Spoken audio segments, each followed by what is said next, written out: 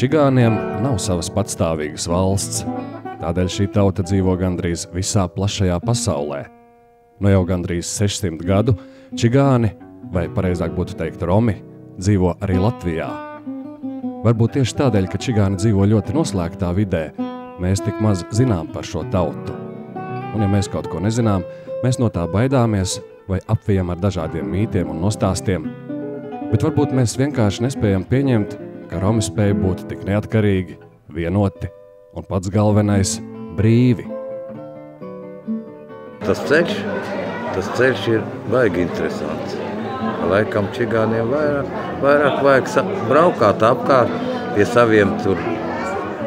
Tāpēc viņi apsēdās uz vienas vietas, bet tas varbūt arī ir tas sākums, tas sliktais, kas viņiem bija no agrākiem laikiem. Viņi tā zirgos, un tad aizbrauc uz Krieviju, un tad aizbrauc tur uz Lietuvu, un tur kaut ko nopirka zirgus, tur pārdeva, nopelnīja, un tad brauc atkal mājās kaut kur. Tur īre vai kā tur agrāk, es jau neatceros, tā man vecāks stāsta. Man tā ir galvā. Tāds busiņš kā tie busiņi, 4 zirgi labi iejūt, nevajag motoru. Tas busiņš tikai, lai man būtu motoru, es varu pārdot atpakaļ tam priekšniekam. Tad nopiršu 4 zirgus. Mana ģimene, visa sieva man dzied. Pļiņaņņiki arī visi sportisti, neredzējāt, kādi tur ir. Es savu 3-4 tādas, kā dosimies ceļā, un kā vajag tur uzdziedāsim, nopelnīs sev. Es domāju, ka čigāns nekur nevar viņš. Tur pazīlēs, arī labi. Arī vajag, nevajag, vajag. Čigāni savas tautas tradīcijas neraksta gudrās grāmatās, nemāca bērniem skolās, viņi ar šīm tradīcijām dzīvo. Un vēl čigāni dzīvo paši pēc saviem likumiem, kuri atšķirībā no daudziem valsts pieņemtajiem likumiem darbojas.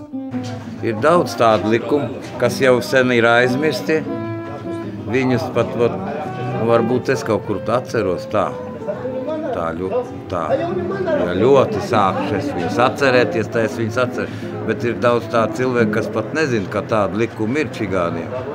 Piemēram, viens no tiem likumiem bija agrāk, ka kociņš stāv un sieviete nevar paiet garām tam kociņam, viņai ir jāpaceļ viņu. Saprotiet? Tas bija nesmuki, ka viņa pārkāptu viņam pāri, lai būtu vārds vīrietim. Piemēram, nekādas tur zalogi, kā ir jums, piemēram, tur bankā aiziet vai zalogu vajag atstāt. Mums nevajag. Mums vajag pateikt savu vārdu, kas tu esi. Es tāds esmu. Kādam dēls tu esi? Tam un tam. Zinām, lūdzu, cik tev vajag. Bet ja tu neatnes, tad tu esi izrakstīts ārā.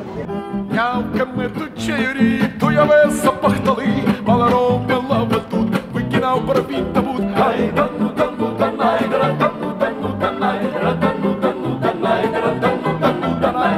Lai tās meitenes, piemēram, kāpēc viņiem jānesā tās bikses? Nenēsāja taču agrāk. Nenēsāja. Kāpēc? Tas ir sīkums. Pat līdz 15 gadiem mēs tā, lai nesā līdz 15. Viņas jauniņas, bet kad jau 16, 17. Agrāk nenesāja. Kāpēc ārzemēs paņemsim to Somiju? Tur katram čigānam maksā 500 eiro. Kāpēc? Tāpēc, ka viņiem sievietes nesā svākus. Formu savēju, it kā formā. Bet visas čigānietes ir samta smukās tādās, kā agrāk tie karaliskie.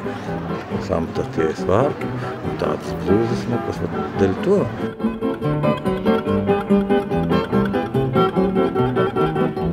Bērni mums ir pirmā vietā. Ja tagad, piemēram, man viens kartupels, es to varu izdalīt visiem 5.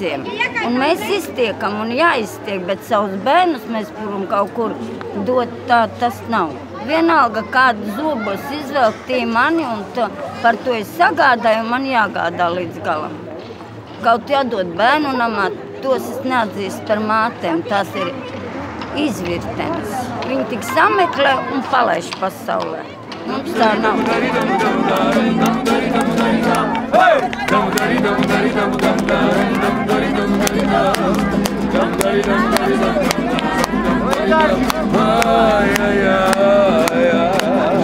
Ai pașurec, o doi romaterde, o doi satui cairo, ciuriurde, cai tutte rode, tu yamari, se cavo drombaro, dromame. Mēs neesam ļoti strādīgi, bet ja dēļ savas ģimenes es taisīšu tādas normas, ka jūs nemaz tādas neiztaisīsiet. Tas ir priekš ne tikai. Mums jau ģimenes skaitās, mana māte, mana sieva, mans onkls, man tas, man šitā es saku, kāpēc ne? Es nesaku, jāmācās pats galvenais, tagad tiem mazajiem jāmācās un jāmācās. Man pašiem 2 mazie. Un meitai 22, tā arī mācās augstskolās. Tagad cita laika. Bet galvenais, kas ir jābūt?